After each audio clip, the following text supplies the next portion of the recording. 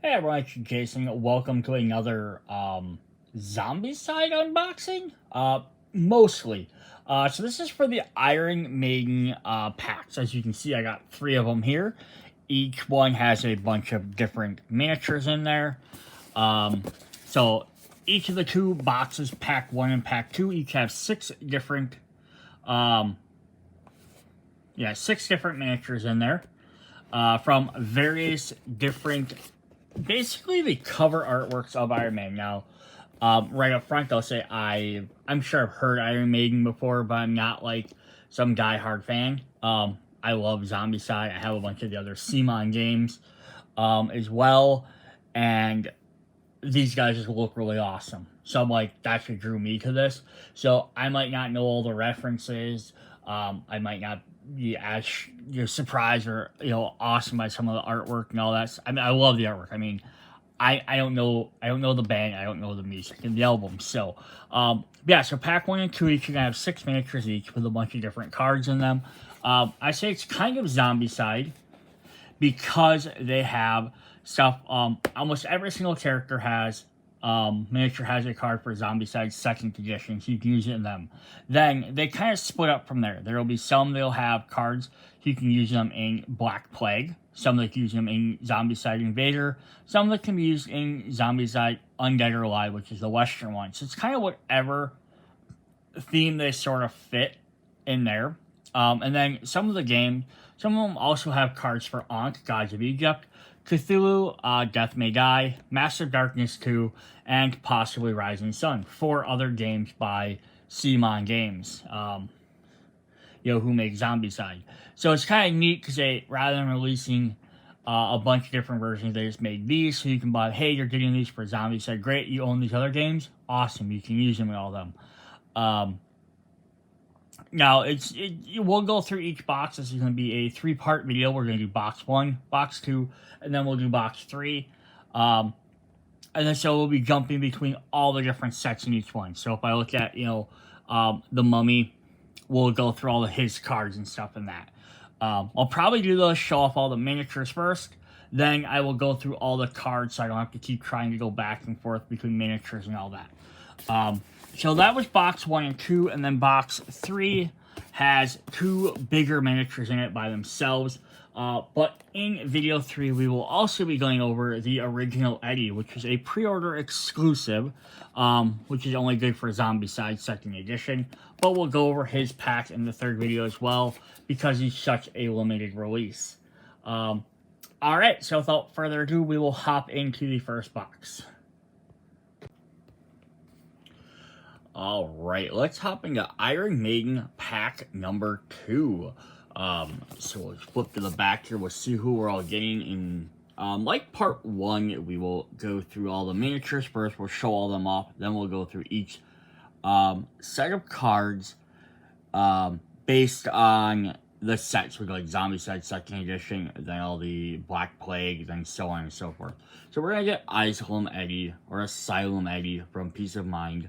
Mummy Eddie from Power Slave, which I think is the only Eddie doubled over from the same thing, because we have the Pharaoh Eddie as well. We have Shaman Eddie from Book of Souls, Bounty Hunter Eddie from Stranger in a Strange Land, Basis Eddie from Fear of the Dark Live, which is actually based on a live concert version of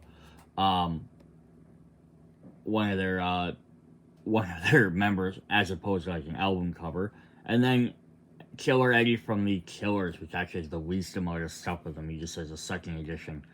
So it says, in the mist, dark figures move and twist. Was all this for real, or just some kind of hell? More than Iron Maiden's mascot, Eddie is one of the greatest heavy metal icons of all time. This pack allows you to take Eddie's various incarnations on epic adventures across a wide range of CMON games, including all eras of Zombicide. Whether playing Eddie or facing him as a vicious enemy, he brings a fully unique gameplay to everything he touches. So put your boots on, for this is the place where the living join the dead. Awesome. So alright, we're going to go ahead, we'll show off all the characters, and then we will head in. Alright, so first up we have Basis Eddie. See if I can get this to focus. And then that way we don't have to keep showing them off each individual time. But yeah, there he is. So he's sitting there playing with his guitar on top of a speaker. There's probably some smoke behind him. So there's his artwork as a comparison. Artwork decided to get a little out of focus there. Definitely cool. Alright, up next we have Killer Eddie.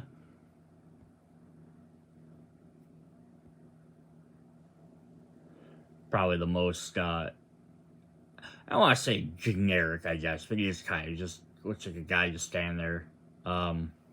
Hatchet, jeans, t-shirt, has some alcohol, some garbage below him, beer bottles.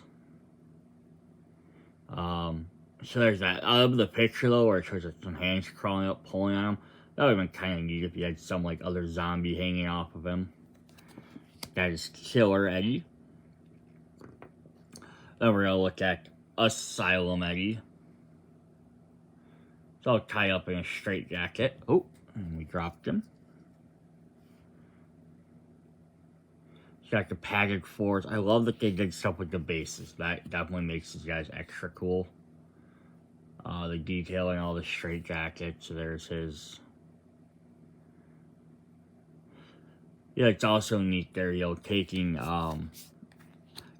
artwork, a 2D artwork, you know, like this, and definitely trying to turn it into a 3D thing.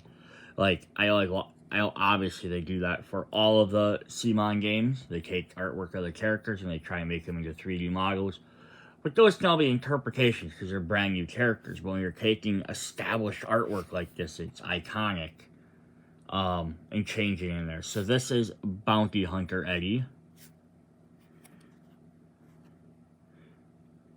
She's got a cigar in his mouth, cowboy hat. So we don't have a second edition, so that's the best picture we're going to get for that. Oh, it's neat. So he's holding a match in his hand. It looks like it's a gun, but it's actually a match. Then we have Shaman Eddie.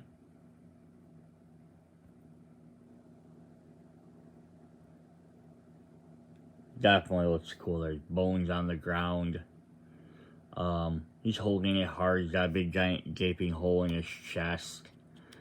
He's got like a bone mask on. So there's his artwork.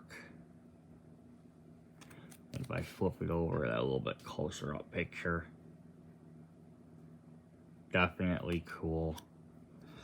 And then the last one is we have Mummy Eddie.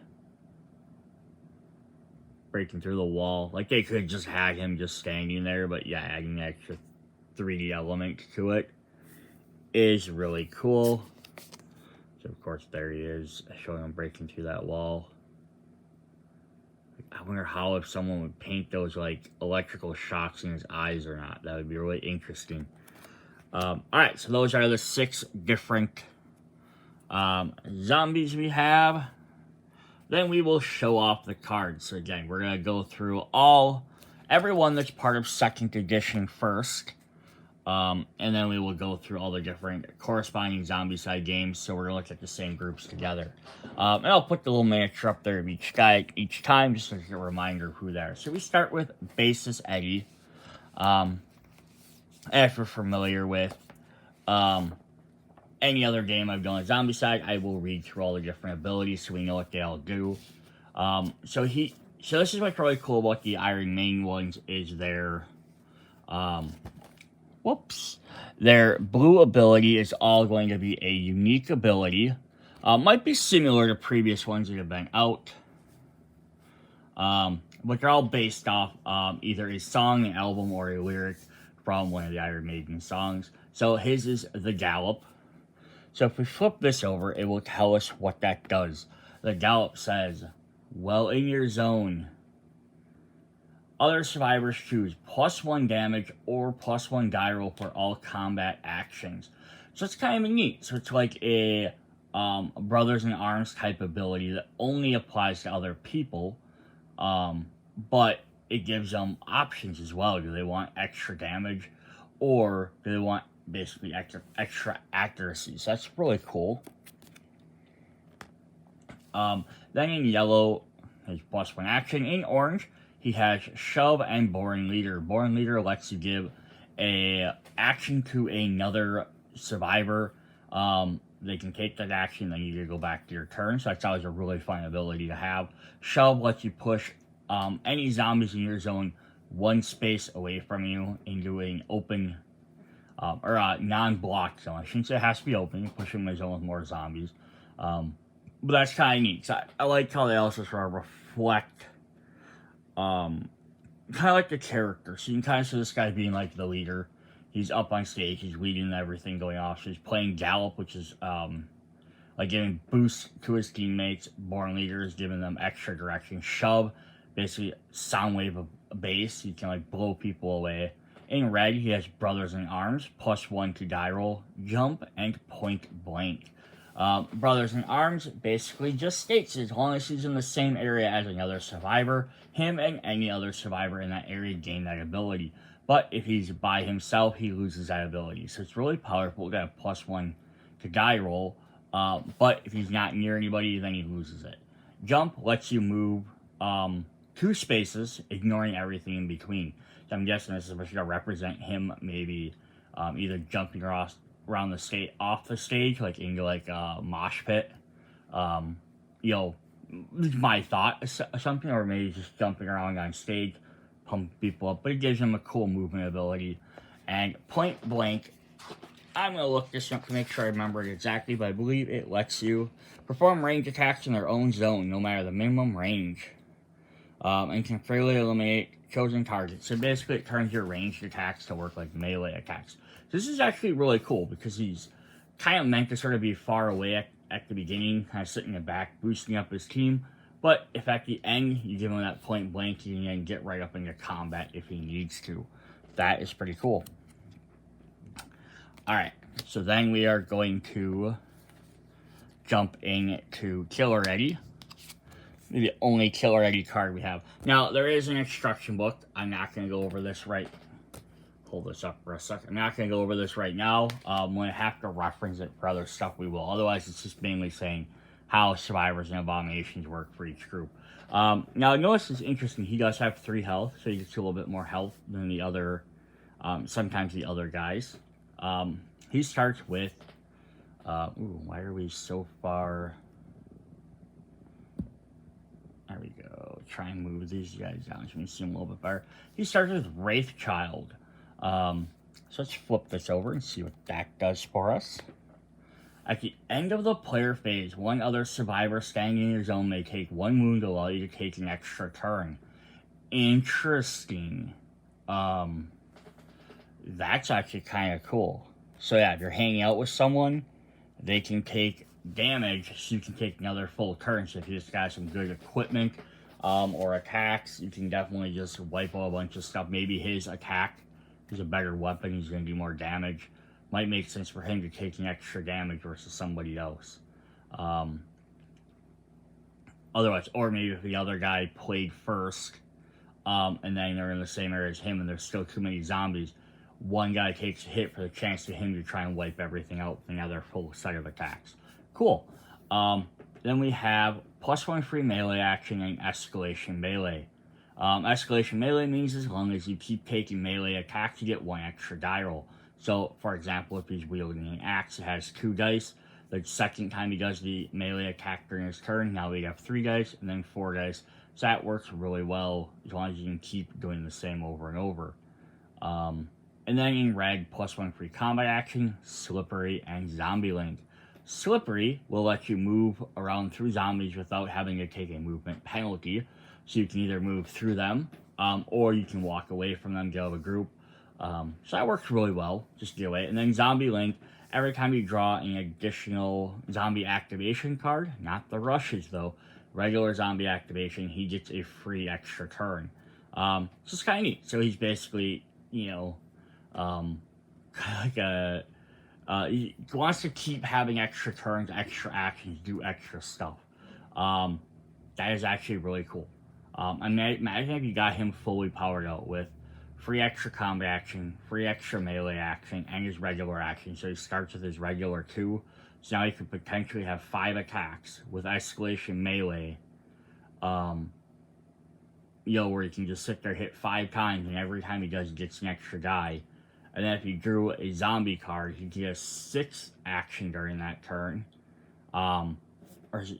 Just take an extra turn or get an extra action. I think you might take an extra full turn, actually. Takes an extra full turn. So yeah, if end of the phase, you have someone take damage, he could take an extra full turn, so now he can have 10 actions, and then during the zombie phase, where they draw a zombie escape card, he gets another full, so he could potentially get almost 15 actions in a turn. That's crazy, right? Definitely a killer in that sense. Alright, let's hop into our next 2nd edition. We have Asylum Eddie, who has Can I Play with Madness? Ooh, this is going to be interesting. I have a feeling. Oh, it's neat. Okay, so once per turn, you may discard an equipment card to perform a free ranged attack, which at 0, 1 to 2, 5 dice, because 5 accuracy does 2 damage. This attack gains +1 die per additional danger level you unlock. 1 at yellow and 3 up to 3 at red. That's crazy. So yeah, you can give this guy equipment. Yes, 5 accuracy is going to be very hard to hit. But the fact is, once you hit yellow, also now it does 3 damage.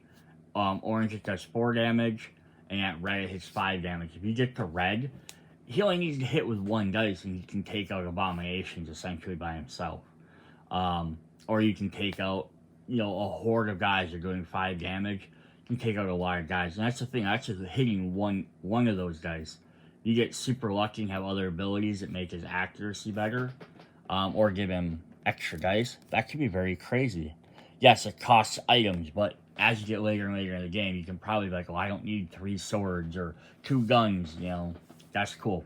So let's see what he has to help him with that. So in orange, he has 1 free combat action, and he has Sprint. Sprint will let him move 2 to 3 spaces. I double check to see if that costs an action. Spend 1 move action, they may move 2 or 3 zones instead of 1. Enter a zone containing zombies, so he can get closer to guys a lot quicker, especially if he has the ability to do extra range. But he doesn't have to move closer, he can move farther away.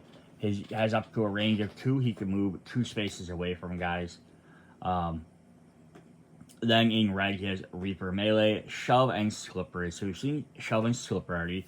Reaper Melee means that anytime he does a melee action, if he takes out a zombie, he gets a free zombie takeout. So if he defeats a walker, he gets a free walker. If he defeats a runner, he gets a free runner. So this kind of works as an interesting, so you can discard items to do some good ranged attacks. But if he does get close, Reaper Melee will help him maybe finish off people. Very interesting. I like it. It's very, very interesting card there. Alright, then our last card for 2nd edition is Mummy Eddie. It says Heaven Can Wait. Let's just flip that over and see what that ability does. You may spend 1 action to place the sarcophagus card in your zone. When eliminated, you are placed on a sarcophagus zone with 2 health and the card is removed from the game. Then eliminate all zombies except abominations from that zone.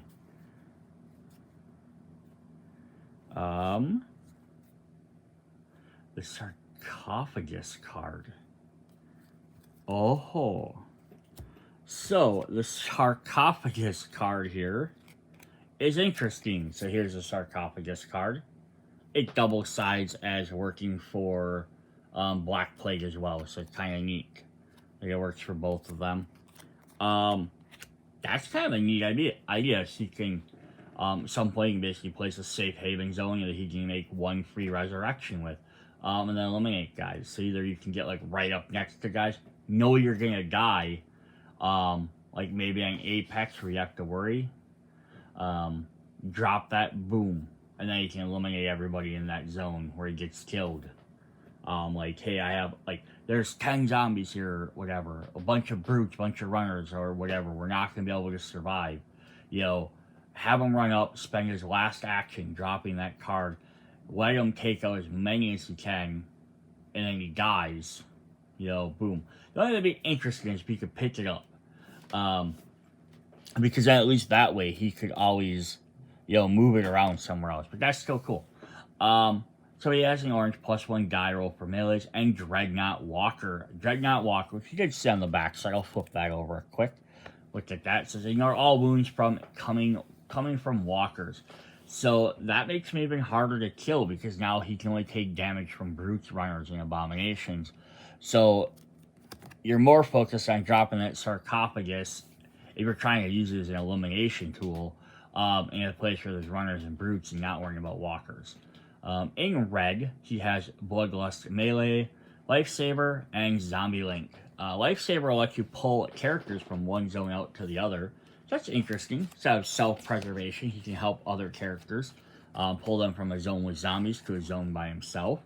And then Bloodlust says, Survivor may spend 1 action, move up to 2 zones containing at least 1 zombie to gain 1 free action of the specific type. So he can basically spend 1 action to get a move and attack in the same thing, but he has to do both of them. So that's kind of cool. So he just wants to get in, do this stuff, basically be prepared to die. Like, send him in, let him take out as much as he can. If you have Dreadnought, he can just ignore the walkers, have him focus on the bigger guys. That's definitely an interesting ability or character. Alright, so then what we have is we have our Abomination cards. Whoops. So these will have the Abomination side on the back, so you can play these into your Abomination deck to be able to use these 4 characters as Abominations. So Killer Eddie says, if any survivor is in line of sight when Killer Eddie moves, he moves all the way closest to the closest survivor in line of sight if tied player chooses. Oh, so he just sees you, he just runs across the board and finds you. He doesn't, at least he doesn't get like a free action or does like a point of damage or anything. But yeah, that's nice because he gets the extra straight up move. Mummy Eddie says his attack deals 2 wounds. When he spawns, place Sarcophagus card in his zone. When eliminated, respawn in the Sarcophagus zone. Sarcophagus can be eliminated with a melee hit. So he is powerful as an abomination. And if you can get around him to that sarcophagus, you can take that out. Otherwise, he's going to respawn. And then this one, though, unlike his survivor version, it doesn't go away when he respawns. So you have to take it out, otherwise he's just going to keep respawning in the sarcophagus. So you have to get around him, or you just have to keep taking him out. Cool. Asylum Eddie. Each time he activates, roll 1 die to determine how many actions he will perform. 1 dice is 0 actions, 2 dice is 1 action, 3, 4, or 5, or 2, or 6 is 3. That's a neat effect. So he could be either very terrible or utterly useless.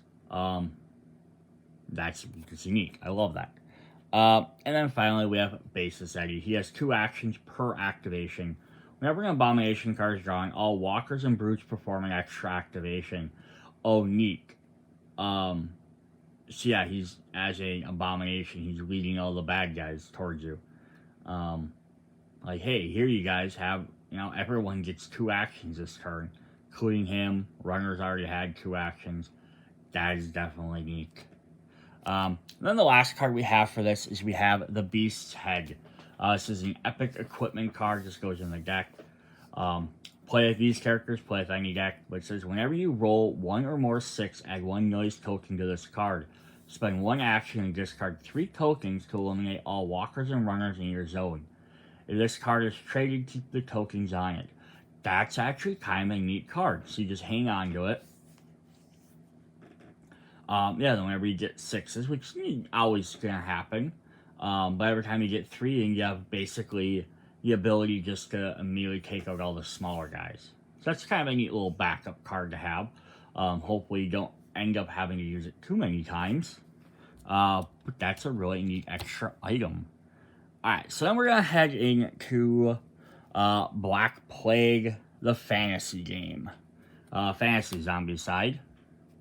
So look at all the characters we have in there. So we're going to start off with Shaman Eddie.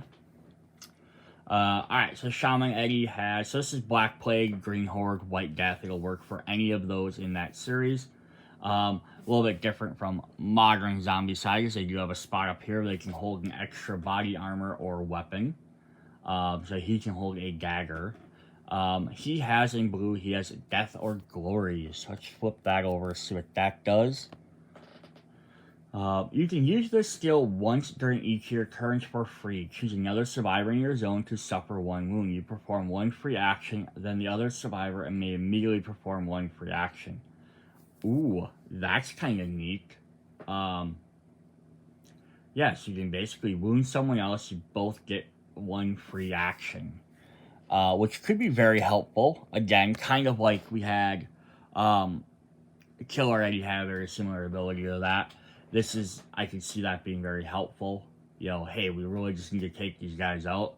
Let's each take 1 point of damage guaranteed to eliminate everybody versus them doing 4 points to us total as a group. So that's pretty cool. In orange, he has 1 free enchantment action and 1 free magic action. Just to let him use any of his enchantment cards or his magic cards for free. Like melee or range, they're just the different types of attacks in fantasy. In red, he has double casting, frenzy magic, and slippery. So slippery will work the same way as in base game. He can just move around. Double casting says, I don't know because it's not in the base game. I will double check that in a sec. Frenzy Magic is combat spells the survivor carries gain +1 die per wound the survivor suffers. Dual combat spells gain a total for 2 dice per wound. So that's kind of neat. So that means he gains an extra. As he takes more wounds, he does more damage. With his magic attacks. So he wants to stand back, do magical attacks. See if I can find double casting in these other books. I believe it just means you can spend an extra action. Each time a survivor performs an enchantment action, they can select an additional target for the same enchantment for free. First, designate both targets, then resolve 1 application after another. So, magic attacks are basically your ranged weapons. Enchantments are kind of like magical spells, essentially. They're going to be boosts to your characters. They're going to be like extra actions or a healing spell or things like that. So basically, magic are attacks. Enchantments are buffs or things like that. Might actually be like a harmful buff or a debuff against the opponent too. So Frenzy Magic will then let him do more damage with his magic as he takes damage, and then double casting will let him cast some spells twice, which is really cool. So I mean, yeah, you didn't have like a healing spell. You could use Death or Glory to deal. Let's flip that back over quick. Choosing another survivor is going to suffer 1 wound. Yeah, you could even do like if you had a healing spell, you could do 1 damage to that player. Get 1 free action, and then they could have one. You could use your 1 free action to use double casting to heal them twice, so that way, hey, they could be back up to full health if they've already taken some damage.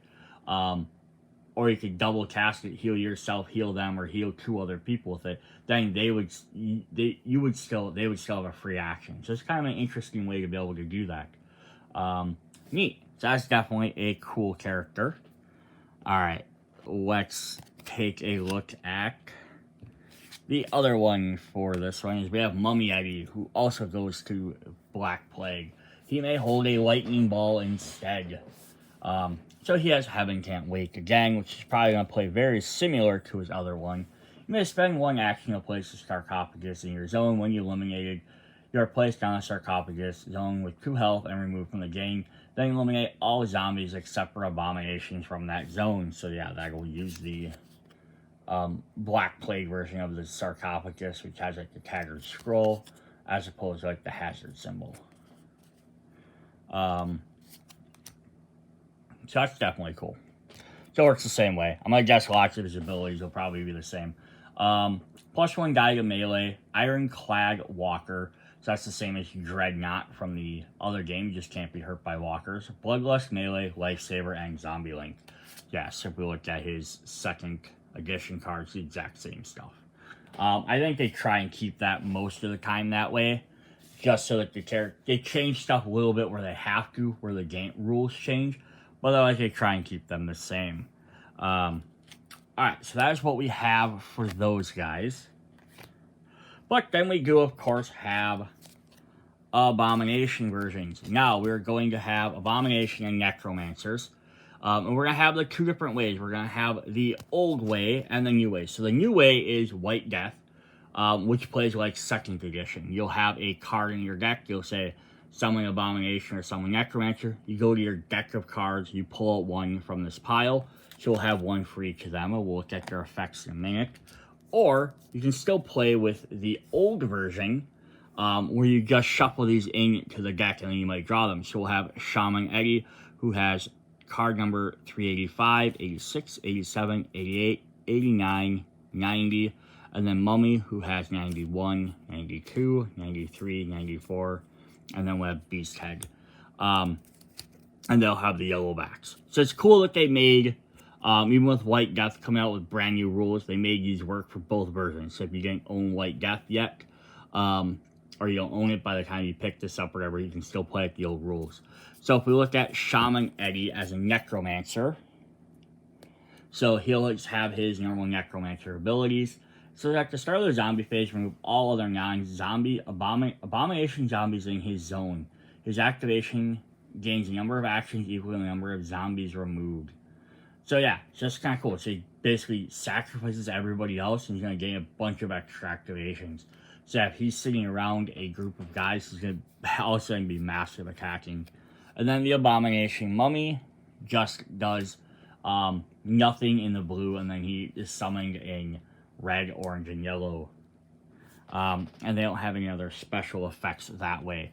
Then if we're playing with the updated White Death rules, Mummy Eddie gains his attacks deal 2 wounds. When he spawns, place the sarcophagus card in his zone. When eliminated, respawn him in the sarcophagus zone. The sarcophagus can't be eliminated with a melee hit. So this makes him work more like the 2nd edition. The other version,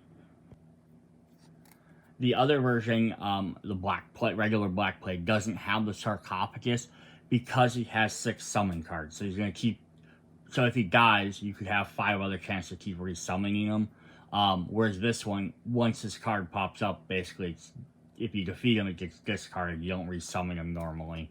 Unless you only had like a deck of like 2 or 3 abominations, then you just get shuffled back into the pile. And then Shaman Eddie as the Necromancer says at the start of the phase, remove all other non-abomination zombies in his zone. His activation gains a number of actions equal to the number of zombies removed.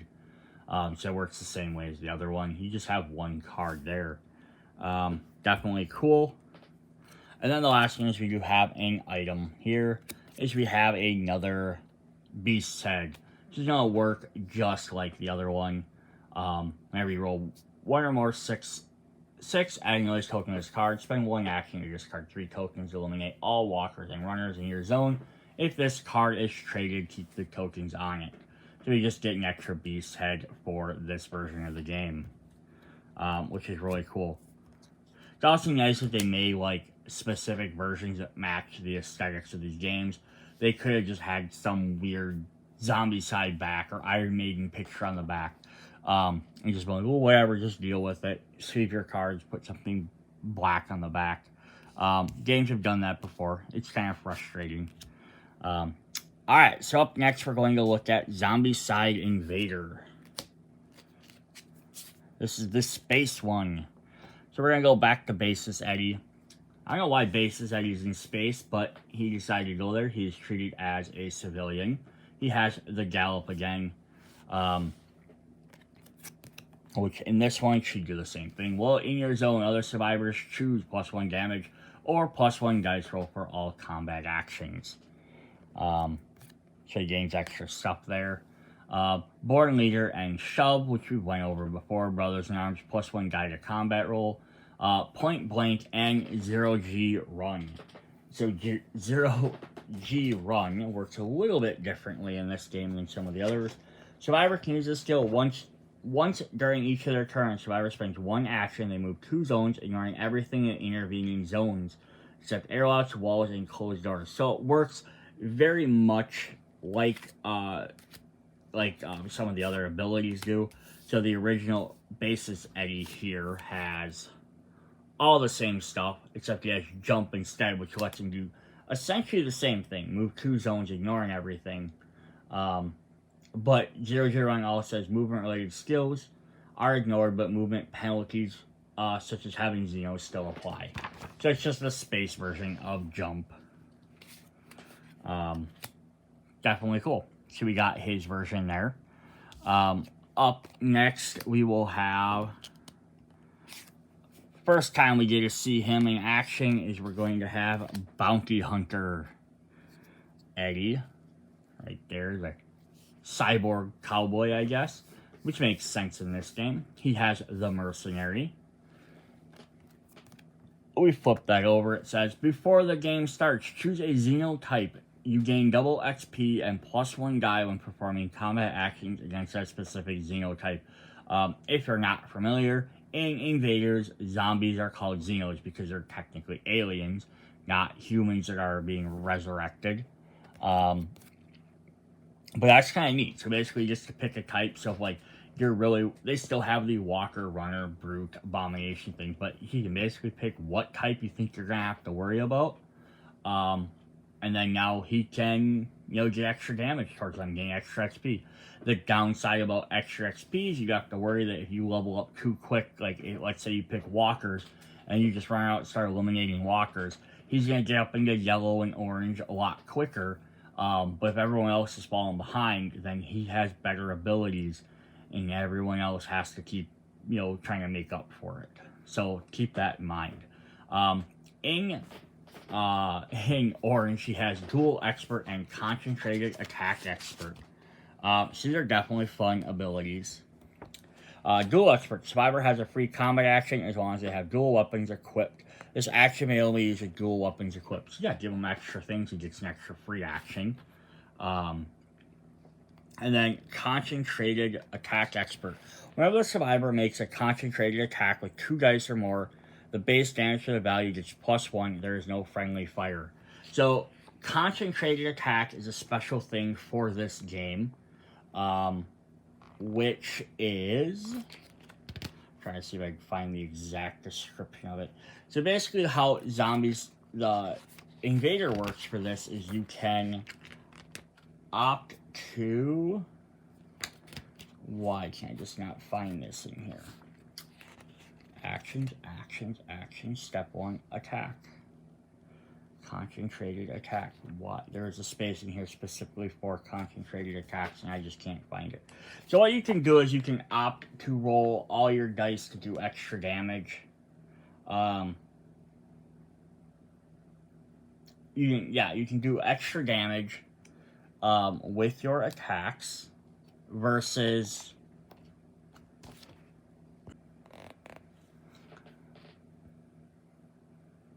Alright, sorry, I just had to go find the actual definition of it. So, in Invaders, survivors performing a melee or ranged attack may concentrate their attack towards a single target to increase their chance of overcoming its defenses and eliminate it. Concentrated attacks are designed designate a single specific target amongst those the attack may hit. Before rolling, multiply the damage value by the amount of hits obtained. So for one success, it does extra 2 damage. For 2 damage, it does 3, etc. The only designated target may be hit. So basically, the upside about concentrated attacks, if I have to roll 4 dice instead of getting to deal my 4 damage kind of spread out amongst a group of zombies, I could concentrate and try and do, like, if I have a weapon that does 1 damage and I roll 4 dice and I get 4 successes, instead of doing 4 hits to 4 different zombies, I can concentrate all 4 on 1 zombie. But you have to choose that before you attack. So it's actually a really neat, different change to this game. It's kind of like the idea of them like sort of like maybe charging up their weapons.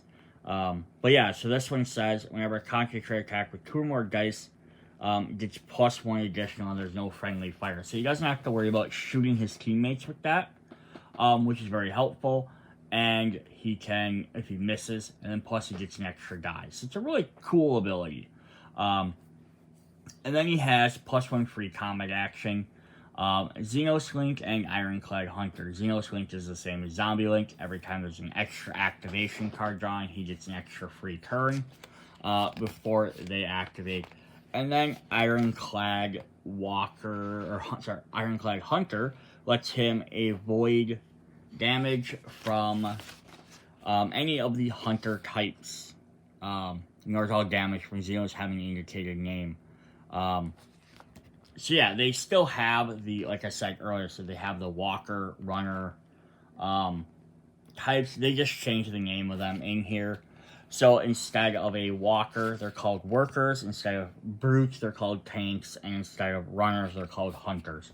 So it's essentially, if you're from the normal, regular Zombicide, this would mean he can't be hurt by the Runner types. They just changed the names of them for this particular game. Alright. Sorry, that was a lot to go through for that one character. Alright, then we do have Abomination cards for these guys. So we will have Basis Eddie, who has 121, 122, 23, 24. And then Bounty Hunter Abomination has 25, 126, 27, 28. And then we'll have another Beast's Head. So their cards will have their normal effects for these, which are, in order, all Abomination out of the board gain 1 extra activation, and if you have Basis Eddie Abomination, spawn it. If you don't, nothing happens. So you get extra bonuses for having these guys. Now, in the rule books, though, they get extra special abilities, so they didn't put these on the cards. So we have special ones. So Basis Eddie gets 2 actions, deals 1 damage, takes 3 to eliminate. He provides 5 experience. Special rules. Whenever the Abomination card is drawn, all workers and tanks also perform an extra activation. So your Walkers and your Brutes. So that's kind of cool. And it's whenever an Abomination card is drawn. So this could actually hit multiple times. And then Bounty Hunter Eddie has 2 actions, 1 damage, 3 to eliminate, 5 experience. His attack range is 0 to 1, so he gains a ranged attack for an enemy. After Bounty Hunter spawns, place this card permanently in front of the dashboard of the closest survivor. The survivor will always be designated in the destination zone for Bounty Hunter Eddie when he moves, and is priority target when he attacks. So that's kind of cool. So he comes into play. He specifically chooses one of the other characters, whoever drew it on his turn, and he hunts them down. Then the last card we have is we have an extra item card. We have another Beast Head, which works the same. Roll 6, add noise token, spend action, eliminate all workers and hunters in your zone. So we just get a 3rd one for all of those. Alright, our next Zombicide game will be Undead or Alive, which is the West String. So we're going to go back to Shaman Eddie. So the Undead or Alive have kind of an extra unique thing. They each have classes, which is listed up here as his is the Faithful. So it gives them an extra special ability just for being in that class. They also have this spot up in here for holding special items, so he can hold any weapon. He has Death or Glory. Again, let's just see what that goes on the back. So in the bottom, here's his Death or Glory. You can use the skill once during each of your turns to another survivor. Suffer 1 wound, perform 1 free action. The other survivor may immediately perform 1 free action. So it works the same as his Black Plague version. And his special class for this, though, is the Faithful, is just some Vague Retro. It says once per activation, you may spend 1 action to put a Vague Retro token in a zone within line of sight. May use water as holy water. So it gets 2 special abilities. The Vague Retro token sometimes are referenced to other abilities. Otherwise, if I remember correctly, the gist of them is they freeze enemies when they walk into them. And probably just look this up really quick since I have the rule books all sitting right here. Once per turn, Faithful may spend 1 action to place their Vague Retro token in line of sight containing zombies. As soon as a zombie in the target zone activates, all the tokens in the zone are removed, and the zombies in the target zone lose their whole activation. Runners, for example, won't perform 2 actions. Once a group of zombies have lost their activation, other zombies entering the zone are unaffected. They basically cast like a trigger aura or magical spell area, I guess, of Faith, which stops zombies from acting for a turn. It stops all of them, but any ones that enter afterwards aren't affected. You can also use water as holy water. Faithful may consider water equipment cards as holy water, or remove spawn tokens. In the case, they gain 5 AP when destroying spawn tokens instead of 3 for discarding water. So basically, they just get to upgrade your water cards extra, which are kind of nice for this game, because you can use them to destroy special spawn areas. Alright, so what does he have in his abilities? He has 1 free Vague Retro, so that lets him use that in extra time as well. And he has Lifesaver, he can pull guys out, so he's kind of like a healer, which makes sense with his last ability there. He has Medic, Slippery, and Zombie Link. Medic, of course, will let you heal guys by... you still get an end of each phase. A survivor and any survivor standing in the same zone may heal 1 wound up to their maximum health. So he heals himself and other people. This works especially well with his Death or Glory ability, because he can then damage someone, give himself and the other person a free action. If you have Medic, then you can just literally turn around, heal each of you 1, and then the other guy gains a free action. So basically you're giving a free action to somebody else in your spot. If you're far enough away, you can always hold off on that a bit and not heal them right away. You can gain some extra attack actions first. Definitely interesting. So this could be one of them times where the 2 cards are very different. The only thing they really keep the same is Slippery. Other than that, everything else is completely different, because the games are very different from each other. Alright, so we're going to then look at our next Undead or Alive, which is going to be Asylum Eddie, who has Can I Play with Magus. He is a Brawler. Brawlers have extra ability here. So up here, look at that. They have Charge. Once per activation, you may spend 1 action to move up to 2 zones to a zone containing zombies, then perform 1 free melee action, and he starts with 3 health. So he automatically gets the ability to rush in. His Can I Play with Madness, once per turn, you may discard an equipment card to perform a free range. This action engages 1 die per additional danger level you unlock up to a maximum of 3. So it does the 0 to 2, 5 dice, 5 accuracy, 2 damage, and makes noise. So it works the same as his other version that we had of him, his 2nd edition. So let's look at his regular abilities. He has +1 free combat action and Sprint. Sprint will let him move up to 2 spaces as a free action. So he has Charge, so he can move up to 2 and attack at the cost of an action, or he can sprint for free and just move 2 spaces. So it depends if he needs to be able to move, attack or not right away. In red, Reaper melee, shove, and slippery. So push guys away, move through zombies, or get right up in there. So he just, it's kind of neat because it has that ranged attack, which can be used at 0 as well. So you can get up, hit guys by discarding equipment to do more damage. Otherwise, he just wants to really get in the brawl and start bashing people. And my guess is probably like him flailing around. So if we compare his to his 2nd edition, free combat action, sprint, melee, shove, slippery. So he keeps all the same stuff, except because he is in the Undead or Alive, he also gains that charge ability, which is really cool. Alright, so our last one, we couldn't have a Western without the Gunslinger, of course, the Bounty Hunter, who has a Gunslinger ability, has special skill as fanning. He may hold a pistol. Alright, so this is, fanning says, you may use your equipped pistols with the fanning trait to perform a ranged attack. Normal range, 6 die, accuracy 5, normal damage, boom, and reload. So the fanning is a neat ability as well for this game. Which says here, so gunslingers use a single pistol equipped to a hand to perform a ranged action, unloading the weapon at amazing speed. The range is unchanged, so it has normal range. The dice use 6 dice, so you roll all 6 dice. May be modified with dice skills. Accuracy is +5, so it's not super easy to hit. The damage is unchanged, and it performs a boom, which is louder than a regular noise. It says 2 levels of noise. After the fanning, the pistol acquires a reload trait until it is reloaded. The survivor may spend 1 action to reload it. The pistol is automatically reloaded for free during the end phase.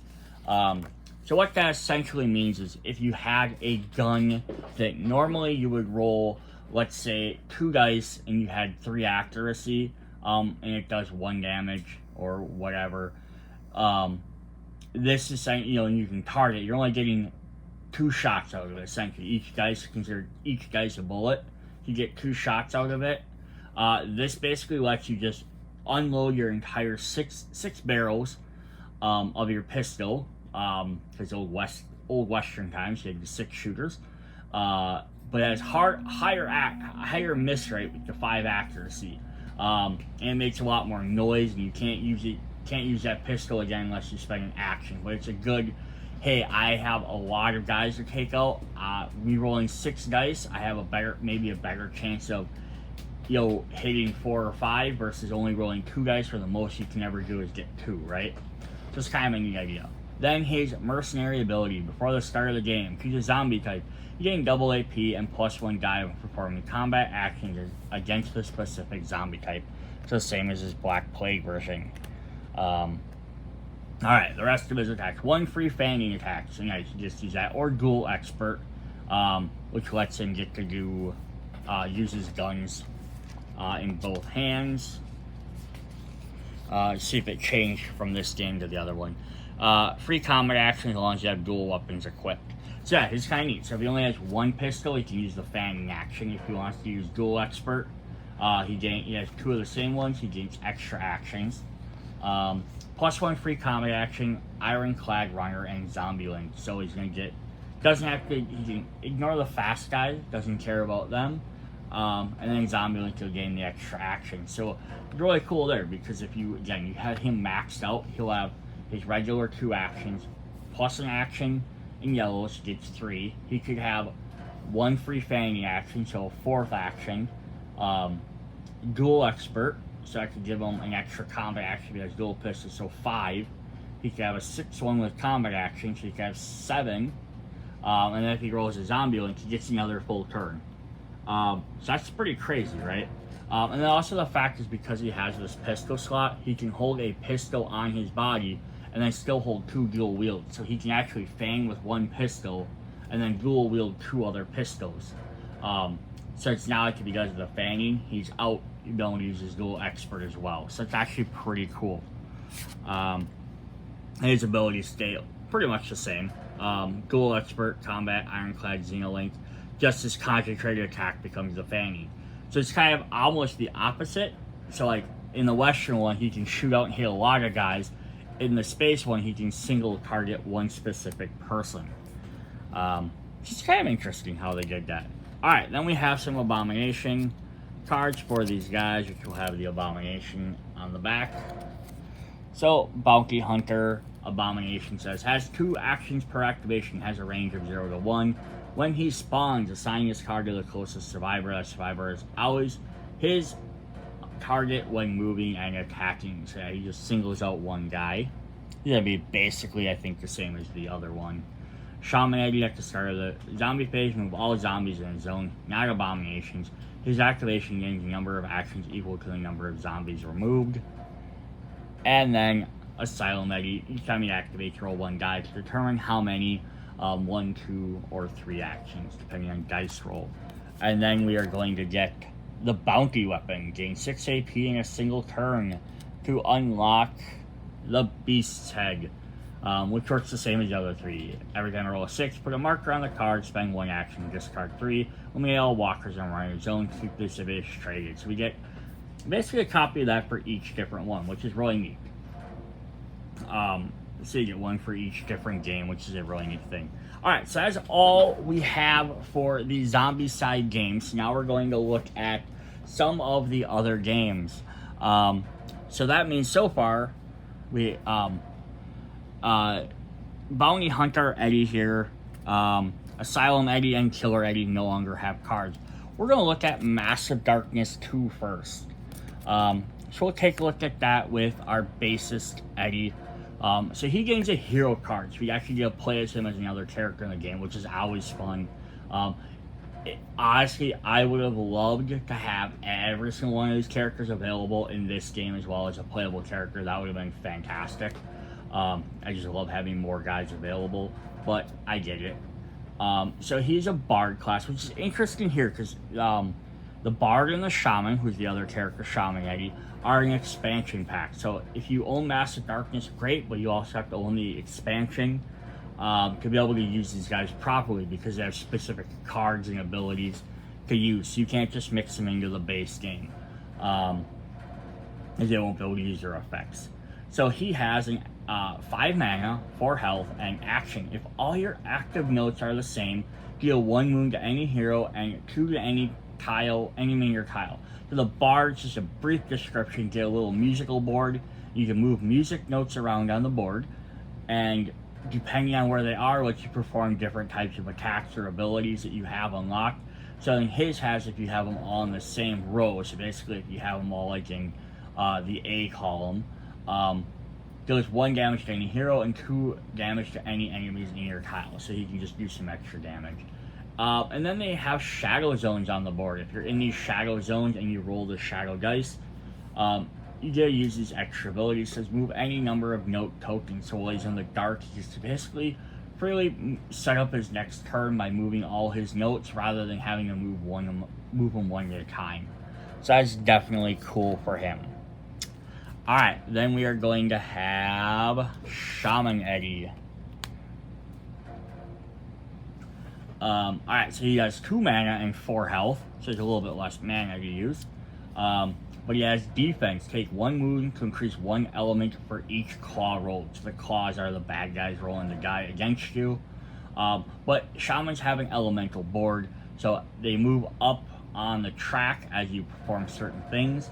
And then when they hit certain spots, you unlock new abilities or are able to spend them for extra abilities. So basically, as he takes damage, he's just going to get more powerful. His shadow abilities deal 2 wounds to any hero in the dungeon.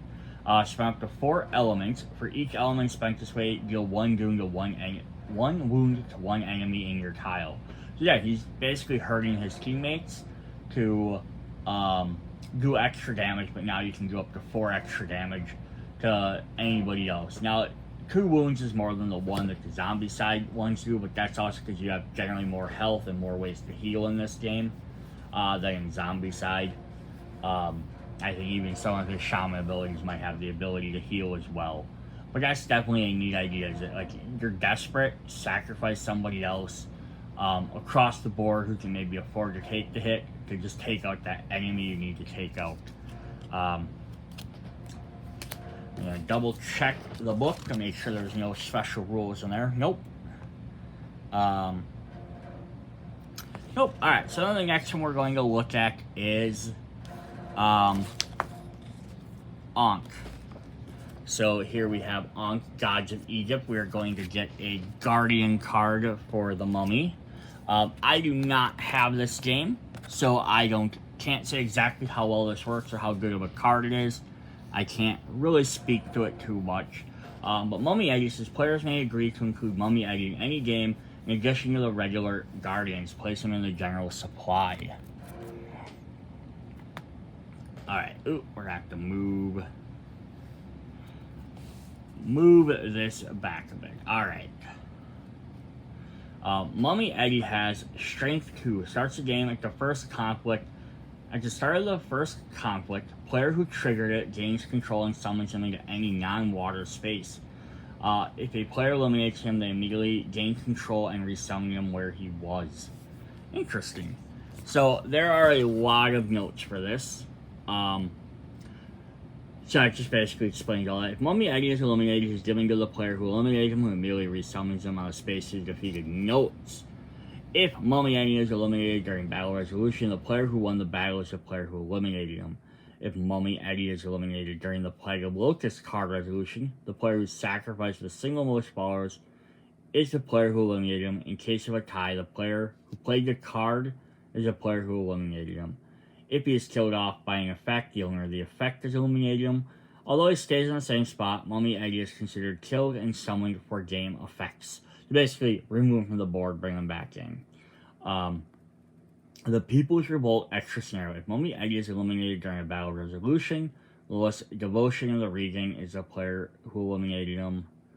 In Shemzu interaction, Shemzu doesn't affect Mummy Eddie's ability to change control and be resummoned when eliminated. Mummy Eddie doesn't count his strength in the same region as the enemy Shemzu, but if he is killed there, the player who gains immediately resummons him. So that's just explaining how he gets resummoned. Interesting. So it's kind of an extra little card you can get. I think the Guardians are, if I remember right, are like some of the different like gods. Like you can get like Anubis and Basque and Ra and things like that. So you're basically just playing him as, I think, one of the god type cards or characters. I believe. I could be wrong. Again, I don't own this. I've kind of briefly looked over the rule book on it. Alright, then our last card for this video is a giant one.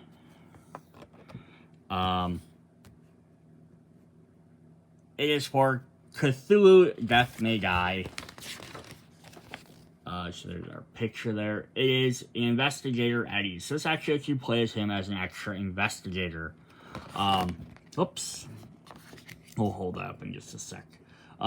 Asylum Eddie can be used as an investigator. These are accumulated effects of his Can I Play with Madness skill for each level. So level 1, end of your turn, you may lose 1 sanity, heal 1 stress. Level 2, you may lose 1 sanity, heal 2 stress. Level 3, end of your turn, you may lose 1 sanity, heal all your stress. And at level 4, at the end of your turn, you may lose 1 sanity, heal all your stress. If you do not die from sanity, at the end of the sanity track, you take wounds instead of losing sanity. You do not die from sanity. Interesting. So basically, he can't go insane, is kind of what they're saying here. So, I do not know anything about this game at all. So there's a big giant just quote from the thing. Eddie the Head from London, England. Nightmares come all the time. Nightmares will give me peace of mind. So if we flip this over, we can look at some of his different stats. We'll kind of just take a look. Again, I don't know anything about this, so I can't speak to what all these symbols are. I'm guessing this must be possibly sanity. And this must be health, which he's breaking down and he dies. Or it could be actions down there. Die turn, take 3 actions. Run, move 3 spaces, attack 1 enemy, rest, save space, heal 3 stress and health, trade, and episode actions. 2, draw a card. Investigator, fight. If safe, draw a discovery card. Otherwise, enemy attacks you and resolve turn. Up at the top, we have some tentacles, which are different things there. And it looks like as you get later, you roll Elder Sign dice. That might actually be your sanity at the top, driving you slowly insane. He has 3 different main abilities. So he has this special one here, which is Can I Play with Madness. Says at the end of your, we just want this, end of your turn, you may lose 1 sanity to heal 1 stress. So maybe these lightning bolts down here are stress. Not sure.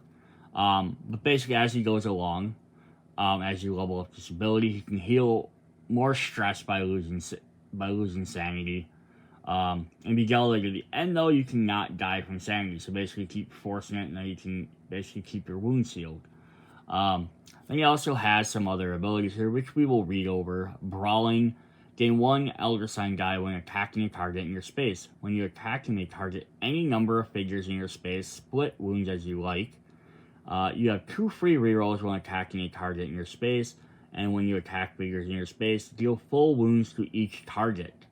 Interesting. So you kind of combine this up. And attack any number of characters, get rerolls, and you do full damage to every target instead of splitting up the damage. So that's kind of cool. Then swiftness, when you run, you may move one additional space. You have one free run action during each turn. During a run, you may take one investigator with you when leaving a space, and you have one extra action each turn. So this kind of mimics his Zombicide ones, where he wants to run to get in close to do damage. His brawling, which helps him do extra damage, and the can play with madness. Kind of works like his other ones. I'm gonna grab his Zombicide one just as a comparison. So that one discard to gain extra range attacks. This doesn't work, I guess, exactly like that because there's no probably items to discard. But it is, maybe helping him just survive a little bit longer. So that's kind of cool. So you have a big, giant, oversized card you can use for Cthulhu Death May Die. I would almost maybe even say something like this, like I said with Massive Darkness, or even any of these things. It would have been awesome if they had cards available for these games for every single game. Like if I bought this, I had 7 new investigators. That would have been definitely cool. But I kind of get why they're also trying to keep stuff themed together. Alright, so that's pack number 2. If you hadn't checked out pack number 1, definitely go check that out. See the other 6 characters. Or you can check out pack number 3, which will have the final Iron Maiden figures. Alright, see you guys later. Bye.